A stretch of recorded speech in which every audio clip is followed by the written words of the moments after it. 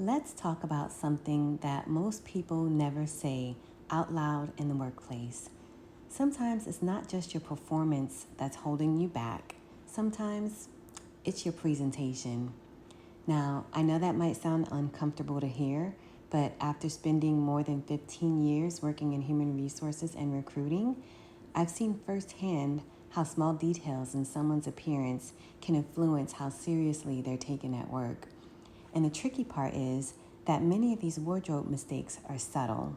They're not dramatic, they're not obvious, but they quietly affect how people perceive professionalism, credibility, and leadership potential. So today on Career and Couture, we're going to talk about the wardrobe mistakes that can quietly undermine professional credibility and, more importantly, how to avoid them.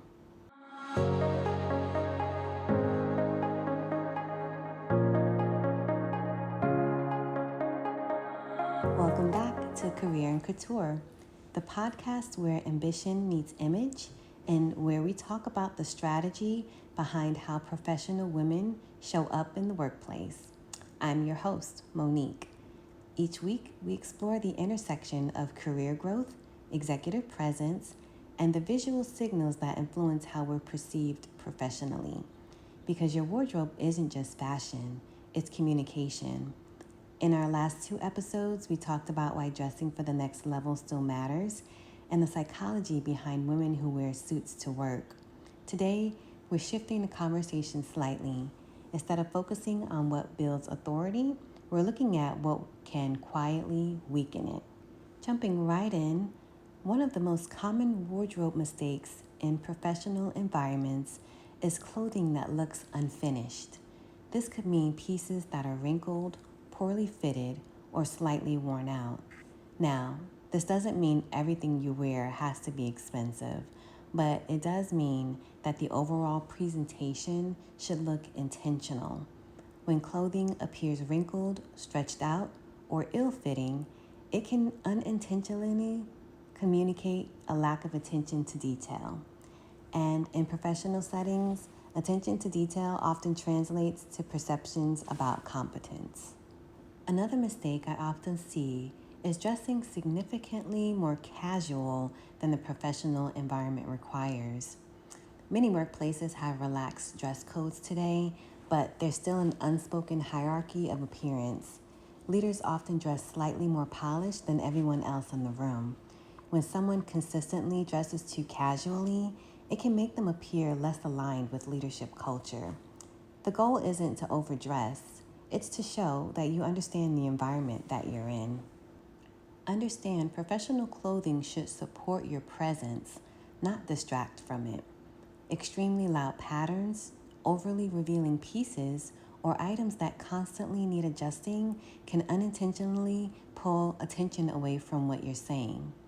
In professional environments, credibility is strengthened when your appearance complements your message rather than competing with it. Another subtle credibility killer is inconsistency. For example, someone may show up extremely polished one day and very casual the next. Consistency plays an important role in professional perception. When people consistently present themselves with a certain level of polish, it creates a sense of reliability and professionalism. We all know comfort is important, but when comfort becomes the only priority in professional dress, it can sometimes weaken the overall impression you're making. The most effective professional wardrobe balances comfort with structure. Clothing should allow you to move confidently, but it should also reflect the seriousness of your role. I know I've said a lot, but one thing I want to emphasize is that none of these points are about judgment. They're just about awareness. Professional environments often operate on subtle signals. And when you begin dressing with intention, you're essentially making sure that your visual presentation aligns with your professional goals. Let me also clarify, these points are for women seeking leadership positions or positions of high responsibility in the workplace.